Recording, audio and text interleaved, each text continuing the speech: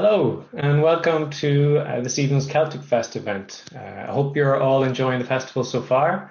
There's a lot more to come throughout the week, so please check out the schedule at CelticFestVancouver.com. I'd like to take a moment to acknowledge that we are gathered on the traditional, ancestral and unceded territories of the Squamish, Slate, Wadtooth and Musqueam nations. I'm delighted to welcome tonight's guest, Kevin Vallely. Kevin is a mentor, an architect, an explorer, and a writer, and he's a son of Limerick to boot. He's a member of the Explorers Club and was honoured as an Explorers Club flag recipient for his expedition to the Northwest Passage in 2013. Tonight, we're going to hear about that experience and get a sense of the danger and the beauty of the Arctic and the effect that climate change is having on the Arctic and its people. But before I hand over to Kevin, if you have any questions you'd like to ask him, please send them into the chat. We'll take some time at the end of the evening to put them to him and hear his response. We also have a copy of Kevin's book, Rowing the Northwest Passage, to give away later, so stay tuned. But for now, Kevin, thanks so much for joining us, and over to you. All right, folks, thank you very much. It's July 31st, 2013. We're 3.5 weeks into our expedition. Myself and my teammate Frank Wolf are rowing our 4-man ocean rowing boat, the Arctic Jewel, around the Arctic headland of Cape Perry on the Amundsen Gulf of the Northwest Passage. Our 2 teammates, Paul Gleason and Dennis Barnett, are in the stern cabin awaiting their turn at the oars. We can't see a thing. We're enveloped in fog, completely blind as we move through the ocean. For the better part of the last week, we've been strafed. We've been hammered by wind and storm. You see, there was this cyclone stalled over the Beaufort Sea, and it kept throwing storms down upon us. And we clawed our way along the shoreline, barely making progress. But finally, this morning at 2:30 a.m., everything changed. The wind and the waves settled, and it was replaced by this cold, dank Arctic air mass and fog. We saw the change in the weather as a change in our fortunes. Nothing could have been more wrong. As we approached Cape Perry, these strange, decaying pieces of ice came out of the murk, slid by our boat, and then disappeared again. I remember looking at their tall, tortured forms as they slipped by the boat and thinking they looked like weary foot soldiers returning from some far distant battle. Then as we rounded the Cape, everything began to change. The ocean that was calm began to heave. These huge house-sized rollers began to sweep in off the Amundsen Gulf. It would slide beneath our hull and disappear again into the fog, only to explode, boom, on a cliff just a few meters away. I remember thinking it was like some oceanic giant being roused awake. The rising and the falling of the ocean, the heaving of its chest, and the steady rhythm of wave against cliff, boom, boom, boom, its heartbeat. But that oceanic heartbeat kept us safe because, you see, we couldn't see the cliff face of Cape Perry, but we could hear it. And we knew that it was to starboard. And if we could keep it to starboard, we could be safe. And then something strange began to happen. It began to move around us. The heartbeat went from starboard to bow to port to stern, starboard, back to stern, port again. It was the strangest thing. And no matter what we did, the heartbeat kept going around us. And finally, Frank and I stopped rowing and looked at one another and said, "What's happening?" We looked at our GPS and realized the heartbeat wasn't surrounding us, of course. We were spinning out of control. We were locked in some invisible current mere meters away from this cliff face and out of control. And with everything we were worth, we were trying to right our boat in this environment, and we just couldn't. Totally focused, we didn't notice the change in the wind until it exploded upon us. And you got to understand, the change of the wind in the Northwest Passage is not like here. It doesn't slowly build. It changes like a light switch goes on and a jet engine starts. And this wind started to blow us right out into the Amundsen Gulf. And this is one of the classic cases of jumping from the frying pan into the fire, because there was a reason we were clawing along a dangerous cliff face that we couldn't even see, because there was something out there even more dangerous. That was the pack ice. Mere kilometers offshore was the grinding, heaving pack ice of the Northwest Passage. Thousands of square kilometers. Imagine thousands of square kilometers with shipping containers as strong as steel grinding together like a meat grinder. Our little 25-foot rowboat thrown into that, we wouldn't stand a chance. But that's exactly where we were going now, and we had no way to stop. We didn't have the power to right ourselves. And I remember just going to below deck and looking at our little navigation screen to see, is there some way we can outrun this? I remember looking, if we sweep down into Darnley Bay, is there a way we can avoid it? There was no hope, not with this wind. And it was only then I noticed it, a tiny speck on the nav screen that I didn't even notice before. It said Bear Island. This tiny little island that couldn't have been more than 100 meters wide between us and the pack ice. Somehow, if we could make it to this tiny little island in this murk, in this storm, it would be our salvation. So we did. We started to make our effort, and in moments like this, you don't waffle, you make a decision and you act upon it, and that's what we did. Frank and I fighting for everything we were worth just to get upwind. I remember how loud it was and the waves crashing, seeing nothing except sweeping in out of this fog, out of this milk.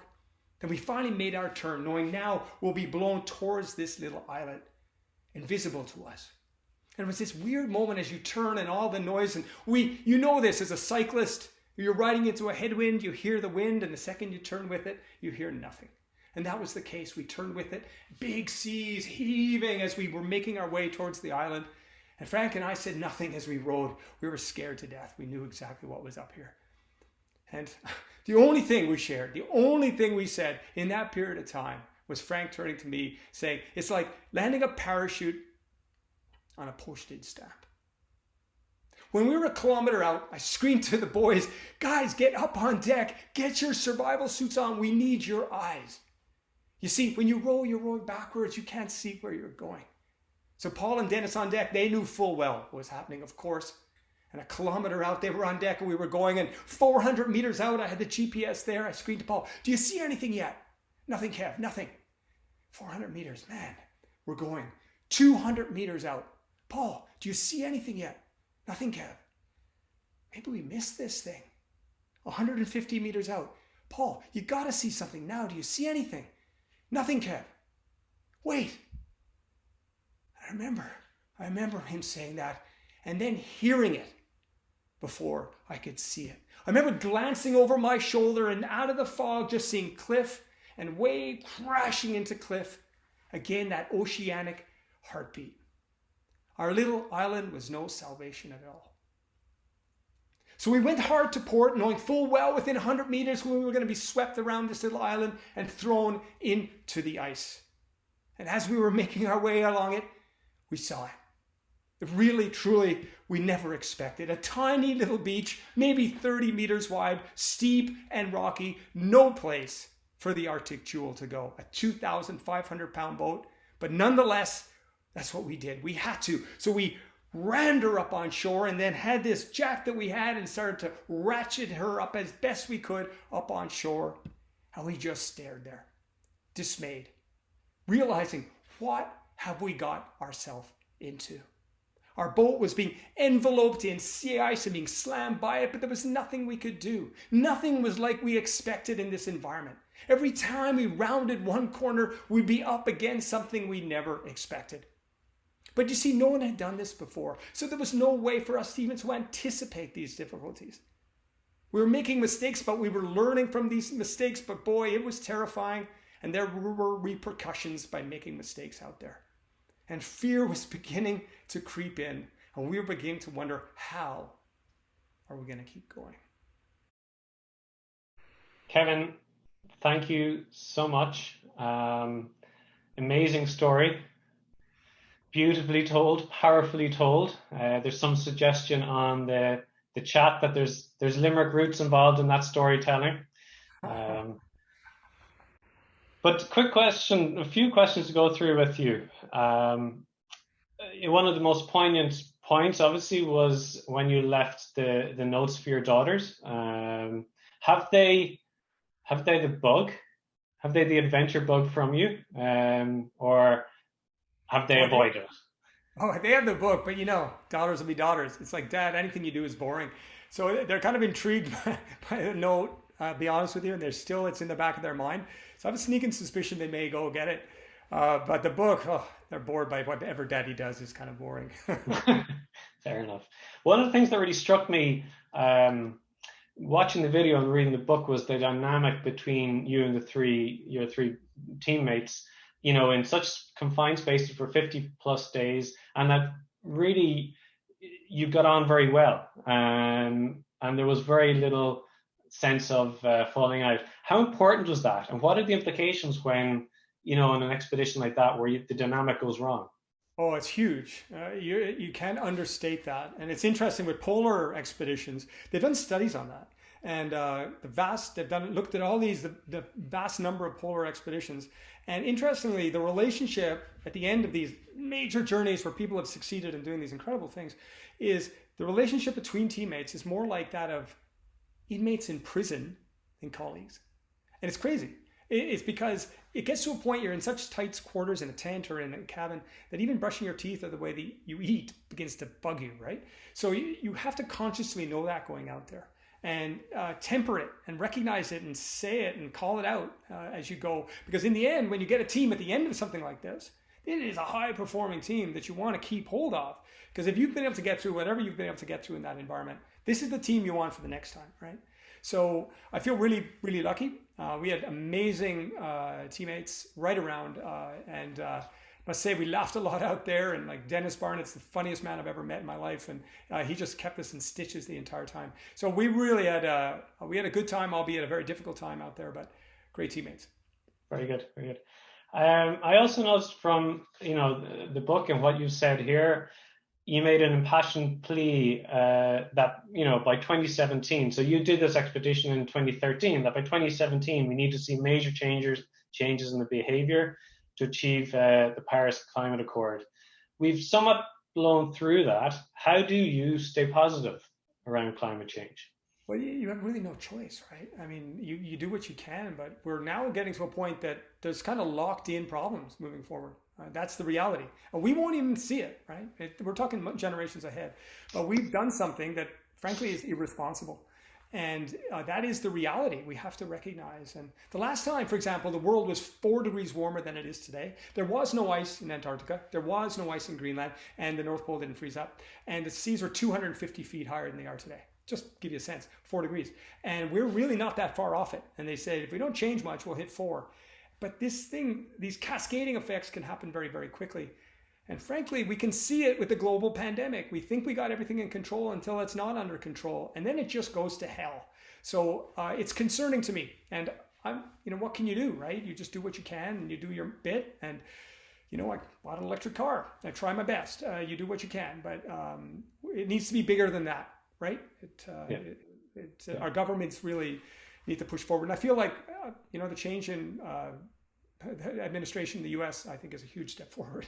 Yeah, no, for sure. Changing gears a little bit, your parents left Limerick in their 20s, in the 50s or 60s probably, for the wilds of Canada, probably under duress to some degree from an economic point of view. Did they encourage you, or did they think you're mad because you have the choice, whereas they didn't? Well, my dad's passed away, but he was very conscious of everything I've been doing. So he wasn't here for that, but he was very much an inspiration for that, because when he came over, before my mom, they were together, but my mom came shortly afterward. He worked as a radio operator up north, way up north in Hopedale, way up in one of these Arctic warning dew line stations, and him and 2 other guys. And that was the job he got, coming from Ireland as a radio operator. And he would tell me these crazy stories about the Arctic. And I'm convinced that is something with my inspiration of loving the Arctic, the stories that he talked about. And he didn't talk in a particularly positive way. It was just an intriguing way. But he ended up getting his master's degree here, and really was the first one in our family history to get a master's degree. And then his children, all of us have degrees. It's one of these things. It's amazing. Just striking out and coming to Canada for a better life for our kids, for us. And yeah, amazing. And I guess, consciously or subconsciously being inspired by what they did, how do you, when we're all sort of stuck on our sofas at the moment, what sort of message, or how do you inspire people to get out there and challenge themselves and push their own boundaries to adventure? Well, in a lot of ways, it's about being brave, but being brave is not being fearless, and that's a really important differentiation. I feel it's critical to understand. Is that being brave is about recognizing that you're fearful and still having the moral and emotional fortitude to kind of get resilient and to act despite of it. And a lot of times you're scared of something, don't let it inhibit you. Figure out a way to do it, accept that you're nervous, and act on it anyway. And truly, I'd say that's the most important thing for me, because, I'm not crazy. A lot of people think I'm doing these crazy adventures, that I'm crazy. I'm not. I'm very sober-minded, actually, when it comes to stuff like this. But I feel I can do it. And I do it calculating, and I figure it all out. Of course, it's an objective risk. But it's understanding that difference between being courageous and being fearless is very different. And encourage people to be courageous. If you're fearless, then you're kind of crazy, right? You're probably going to get in trouble. Hence your decision, when you had to make that decision. Yeah, and knowing when to make it, right? We didn't make it at the other point, and it would have been very easy to quit.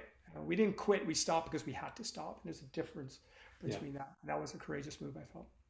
So have you been able to do anything during, the last year to sort of scratch that itch of getting out and challenging yourself and being adventurous, or has it been, like for a lot of people, difficult? Well, last summer it opened up, and the Yukon opened up. And so I drove up there with my family and another family, and we paddled. And for all the viewers on this, you should do this sometime. It's a great trip, and it's not crazy, but it's really adventurous. Paddling and I've done it before, but from Whitehorse to Dawson City. And it's a real Arctic trip, and it's 750 kilometers down the mighty Yukon River. And it was COVID friendly in every way. And the Yukon had been opened up to us BCers. So it's striking out and doing something. I had other plans to do other things that we couldn't get into NWT. But the Yukon we could, and we did. So it's just keeping flexible, keeping loose, and figuring it out. And we'll be getting through this COVID thing by the end of summer. I'm feeling positive. We'll Hopefully, all going well. You also mentioned you rode down the west coast of Ireland a couple of years. It was a couple of years ago. Yeah, Talk us a little bit through that, if you wouldn't mind. Oh, the Wild Atlantic Way, right from the tip top all the way to the bottom. And it was 2,000. And I always say, people say, Ireland's not that big, 2,500 kilometers. So it's kind of like an intestine, right? An intestine's that big, but if you unravel it, it's a mile long, or whatever they say it is. And that's the case of going down the whole west coast. It was incredible. So there was, again, two families, my daughters and my wife, and really close friends of ours and their two kids, and 8 of us. And we were like this peloton going down. And it was amazing. It was fantastic. And we went there. It coinciding. My dad passed away, and my mom had finally come to terms with burying him and his ashes. And it was all around that. At the end of it, my whole family came together, and all our families in Ireland, everybody. And we buried him in Limerick at a plot we have there. So it was very emotional, but deeply meaningful. Nice thing to do, for sure. Okay, we're sort of coming towards the end of it. You mentioned there, you realize there's power in what you do, and how many people you touched and you engaged with through that. What's next? Well, I do have an expedition planned for the Arctic, a big Arctic traverse in winter that has never been done before.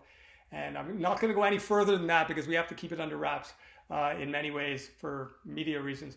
But next year, it'll be my last kick at the can. If we can get this thing off, it'll be huge, and it's never been done, and arguably will be the coldest, or one of the coldest expeditions ever undertaken.